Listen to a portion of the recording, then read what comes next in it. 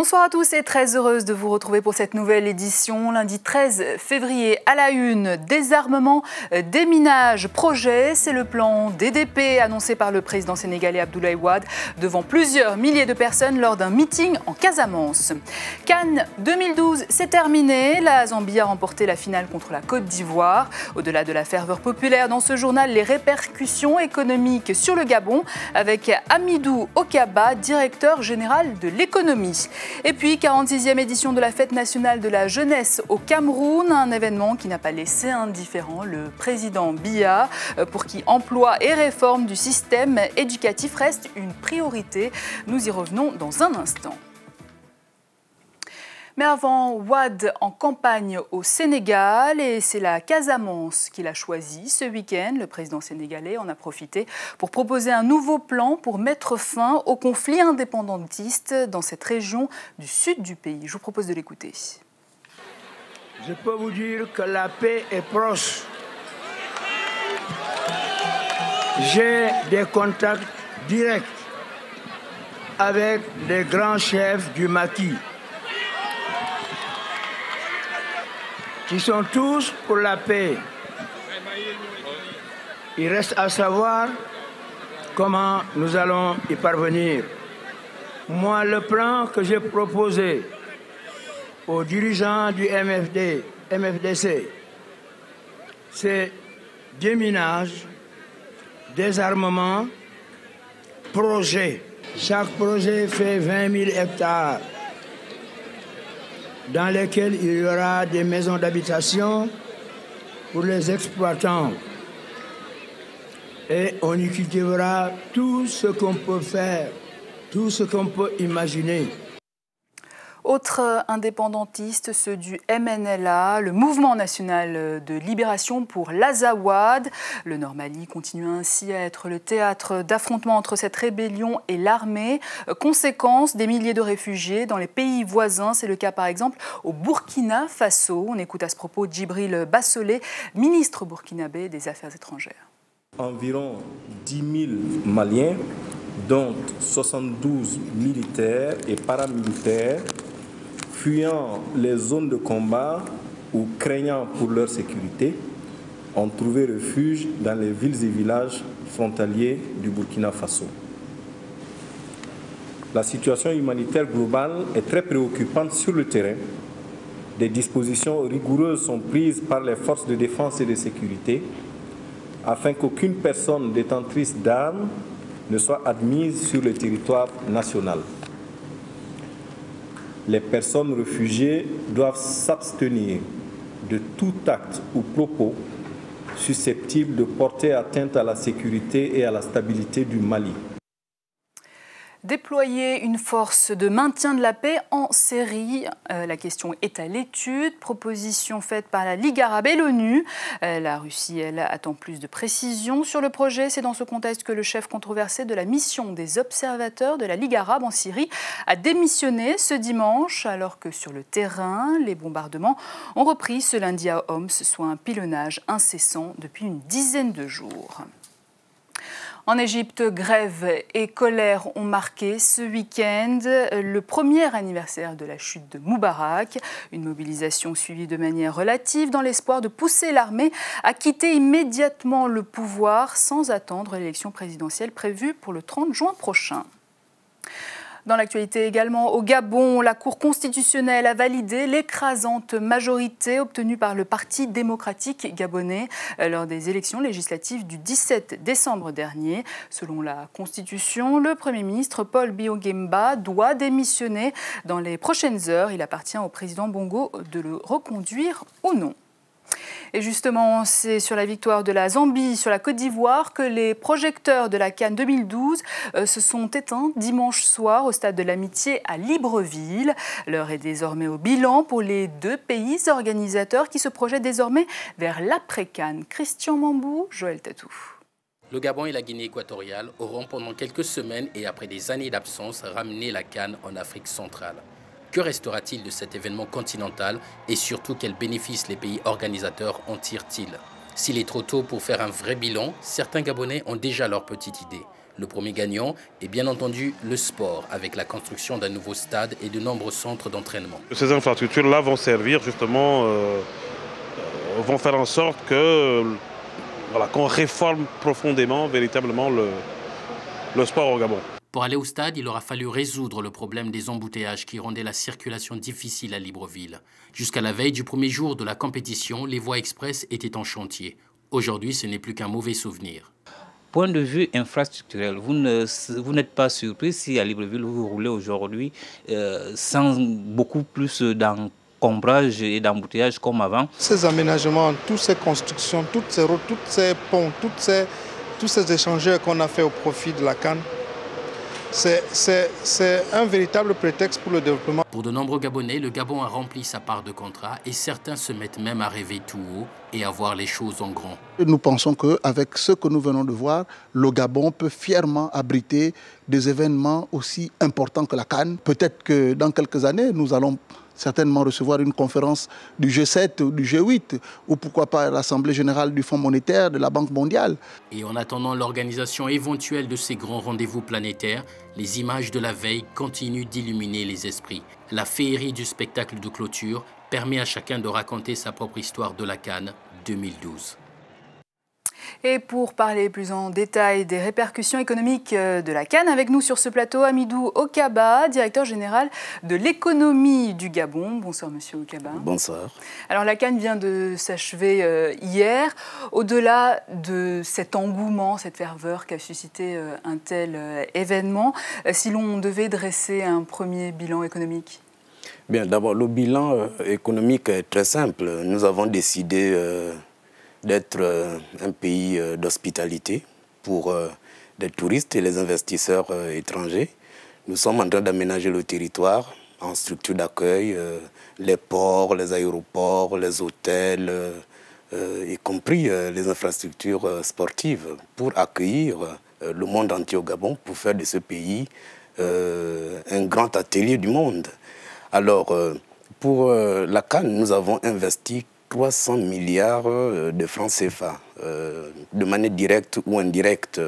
C'est ce qu'a coûté globalement l'organisation de la CAN. Et dans ces 300 milliards, 60% de la dépense a été faite sur fonds propres de l'État gabonais, avec une part de dons chinois, et des financements extérieurs nous ont également permis d'améliorer le réseau routier tant à Franceville qu'à Libreville. Et nous avons profité de la CAN pour vraiment faire de notre pays un espace d'hospitalité. Il faut savoir qu'après les indépendances, comme on n'avait pas d'infrastructure, tout ce que nous avons fait, c'est inviter les investisseurs étrangers à venir exploiter nos ressources. Mais maintenant que nous avons amélioré les infrastructures d'accueil, mis en place une politique foncière avec des zones économiques spéciales, nous allons maintenant miser sur l'hospitalité. Nous demandons aux investisseurs de venir en toute tranquillité au Gabon investir. Nous avons amélioré l'environnement des affaires. La législation est pro-croissance, avec liberté totale de transférer les profits à l'extérieur. Donc nous disons aujourd'hui que l'hospitalité est la richesse pérenne de n'importe quelle nation. Alors il s'agit clairement aussi, la CAN est un vecteur de développement, une stratégie de développement? Oui, absolument. La CAN, comme tout autre événement, est un vecteur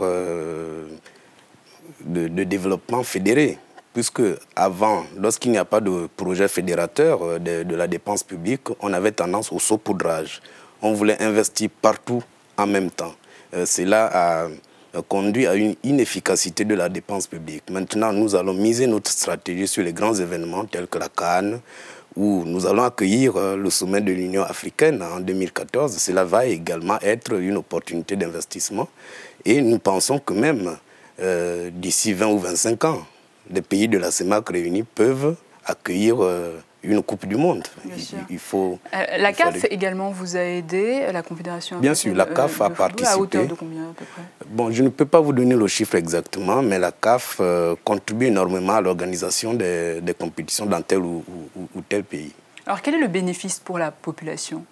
Déjà, le premier bénéfice, vous allez être surpris, c'est l'unité nationale. Nous avons une équipe nationale, une génération incroyable. qui nous a rassemblés. Aujourd'hui, même les opposants les plus radicaux sont passés à la télé pour affirmer leur fierté d'être Gabonais. Vraiment, cette équipe nous a honorés et nous a rassemblés. Aucune défaite. Elle a été éliminée sans avoir été battue, une seule fois. Est-ce qu'on peut mesurer le nombre de créations d'emplois? Oui, de manière indirecte ou indirecte, 50 000 emplois que les investissements autour de la CAN ont créés, surtout dans le bâtiment et les travaux publics et dans les services également, puisque les services ont accompagné la réalisation de ces infrastructures. Le tourisme également a créé beaucoup d'emplois, puisque la capacité d'accueil a été améliorée. Nous sommes passés la capacité s'est accrue de 49% et le taux d'occupation des chambres est passé de 45% à 75%. Alors justement, en matière d'infrastructure, vous en parliez, on l'a vu également dans le reportage. Comment allez-vous rentabiliser les infrastructures sportives à l'avenir? Les gens s'inquiètent de l'après-CAN, vraiment à tort. Parce qu'en fait, le problème du Gabon avant la CAN, c'était la faible offre de capacité d'accueil. Nous avons amélioré. Il y a une demande qui est là depuis toujours. Nous avons amélioré l'offre. Donc, il n'y a aucune inquiétude pour l'après-CAN. Mais nous allons rentabiliser tout cela par l'organisation de manifestations culturelles, les organisations d'événements sportifs. Pourquoi ne pas accueillir très rapidement une CAN pour le football féminin? C'est tout ce qu'on vous souhaite en tout cas. Merci beaucoup Hamidou Okaba. Je rappelle que vous êtes le directeur général de l'économie du Gabon. Et toujours au Gabon, le chef de l'État ivoirien Alassane Ouattara a effectué du 11 au 12 février sa première visite officielle à Libreville. Joignant l'utile à l'agréable, il a ainsi assisté à la finale de la CAN entre la Zambie et la Côte d'Ivoire. Des Ivoiriens pour qui cette CAN est plus qu'une compétition sportive, un véritable pas vers la réconciliation nationale. Mathias Zakamé. Le football, facteur d'intégration et de réconciliation, a failli à sa mission à la CAN 2012 pour l'ensemble des Ivoiriens. En effet, les Ivoiriens ont fêté avant la finale car ils pensaient que cette coupe allait servir de canal pour la réconciliation nationale. Dieu qui est en train d'intervenir, ça fait longtemps qu'on cherche cette coupe-là. Enfin, elle est là gratuitement pour les Ivoiriens, pour qu'ils sentent que le Saint-Esprit, Dieu, veille sur nous. Malgré tous les horreurs qu'on a pu commettre, les atrocités qu'on a pu commettre entre nous-mêmes.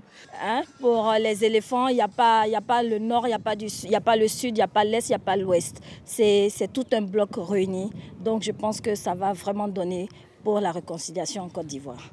À l'épreuve des tirs au but, les Ivoiriens étaient plus crispés et stressés du fait qu'ils soient favoris de cette édition de la CAN qui s'est déroulée au Gabon et en Guinée équatoriale. À la fin du match, la déception de certains Ivoiriens a été grande. Ils ne pensaient pas un seul instant perdre ce match. Par contre, d'autres Ivoiriens jubilaient de la défaite de notre équipe nationale car ils disaient « celui qui ne s'aime pas ne doit pas moissonner ». Les Ivoiriens entre eux-mêmes ne se sont pas encore réconciliés véritablement. Donc il faille faire véritablement des campagnes de sensibilisation pour que les Ivoiriens et les autres qui vivent en Côte d'Ivoire puissent se réconcilier pour un meilleur développement de la Côte d'Ivoire. Cela avait attrait à la politique nationale du pays. Direction à présent le Cameroun avec la 46e édition de la fête de la jeunesse et tradition oblige. Le président Paul Biya a adressé un message aux jeunes insistant sur l'emploi et la réforme du système éducatif national. Mélanie Beteb. La tradition a donc été respectée cette année encore, à la veille de l'édition 2012 de la fête nationale de la jeunesse. Le président Paul Biya s'est adressé à ses jeunes compatriotes. Un discours dense dans lequel il est revenu sur la nécessité d'une bonne formation des jeunes et sur l'importance pour les jeunes Camerounais de trouver des emplois. Nous allons à bref délai lancer notre révolution agricole et mettre sur les rails nos grands projets miniers, énergétiques et infrastructurels. J'en attends non seulement une relance de notre économie, mais aussi une augmentation sensible de l'offre d'emploi. Un discours de Paul Biya qui, comme on pouvait s'y attendre, a suscité les réactions des membres du gouvernement en charge des dossiers des jeunes. En évoquant les projets tels que le PAGER-U, le PIFMAS, le REMUDEV, qui sont des programmes visant à faciliter l'accès des jeunes à la vie professionnelle, le président de la République nous instruit de faire tout pour implémenter ces différents programmes. Mais aussi des jeunes eux-mêmes. Nous attendons que le président qu'il aille un peu plus loin, surtout en ce qui concerne les interventions, les actions de ses collaborateurs. Pour nous autres entrepreneurs surtout, cette jeunesse est celle dont nous avons besoin pour renouveler nos effectifs. Nous avons besoin d'une jeunesse formée, bien formée, et surtout qui a les capacités techniques, intellectuelles pour accompagner les entreprises. Il faut dire que pour le compte de cette année budgétaire, en matière de résorption du chômage des jeunes, 25 000 jeunes ont été recrutés dans la fonction publique. Mais cela est insuffisant quand on sait qu'ils sont des centaines de milliers de jeunes Camerounais en quête d'emploi et que la fonction publique ne peut pas prendre tout le monde. 52 ans d'indépendance, ça se fête. C'est le cas par exemple au département du Poul, au Congo-Brazzaville, après avoir longtemps souffert des affres de la guerre. C'est l'occasion pour la région de faire peau neuve. Voici une carte postale signée Boris Agapit. Au sud-est du Congo-Brazzaville, avec 33 955 000 km², environ 10% de l'espace national, et 236 595 000 habitants, se dresse le département du Poul. Composé de 13 districts, le Poul abritera cette année les festivités tournantes de l'accession du Congo à la souveraineté nationale et internationale. De nombreux projets pour sa municipalisation ont été retenus pour un investissement d'environ 500 milliards de francs CFA. Dans ce département seront construits les voiries urbaines, le boulevard sur lequel se déroulera le défilé civil et militaire, le palais présidentiel, l'extension du système d'adduction d'eau potable, le réseau de distribution de l'électricité, les infrastructures socio-sanitaires, sportives et éducatives. À Kinkala, ville de ce département, la délégation générale aux grands travaux, maître d'ouvrage délégué de l'État congolais, a pris les dispositions pour le déroulement normal des travaux. Certains projets sont en étude, d'autres en phase d'installation et d'autres encore en cours d'exécution. La préfecture gardera son lieu initial, la place Machoua. Le palais présidentiel, l'hôtel de ville et le boulevard se construisent dans le quartier de Madiba. L'ancien marché sera remplacé par un plus grand et moderne, à l'instar de ceux de Wando, d'Odolizi et d'Oyo, sur l'actuel site de l'école primaire Mundogo. Le siège du conseil départemental sera construit dans le quartier de Mbanzakazi, alors que l'héliport supplombera la colline de Makumbu-Mabombo et ses voies d'accès. La photo pour combattre l'amnésie de l'histoire chez le peuple burundais, c'est l'objectif de Teddy Mazina. Après des années passées en exil en Europe, de retour au bercail, il s'intéresse à la photo socio-politique par devoir de mémoire. Edim Boulouyo. Rentré dans son pays natal, le Burundi, en 2007, après 12 ans d'exil politique en Belgique, Teddy Mazina, activiste des droits de l'homme, découvre la scène photographique burundaise quasiment vide en images d'archives.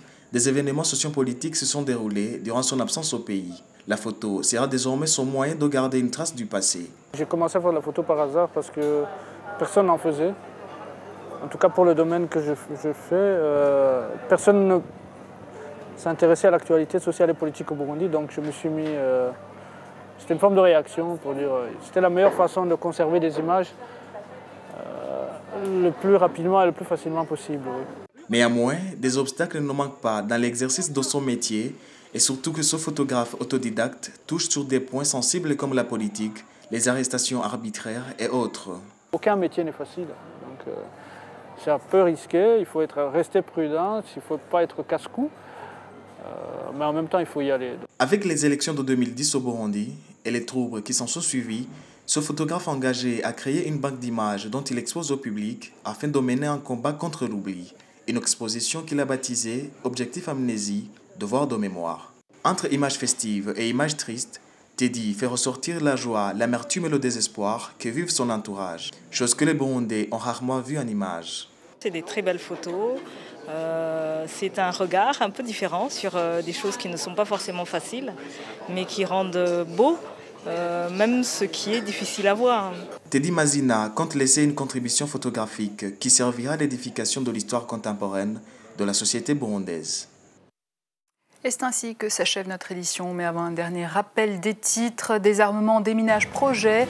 C'est le plan DDP annoncé par le président sénégalais Abdoulaye Wade. Un nouveau plan pour mettre fin au conflit indépendantiste en Casamance. Cannes 2012, c'est terminé. Après la finale, l'heure est au bilan économique. Après avoir dépensé 300 milliards de francs CFA pour l'organisation, les apports sont de taille, notamment en matière d'infrastructures pour les pays hôtes. Et puis, emploi et réforme du système éducatif camerounais, une priorité pour le président Paul Biya, une priorité réaffirmée lors de la 46e édition de la Fête nationale de la jeunesse au Cameroun. Voilà, c'est tout pour ce journal.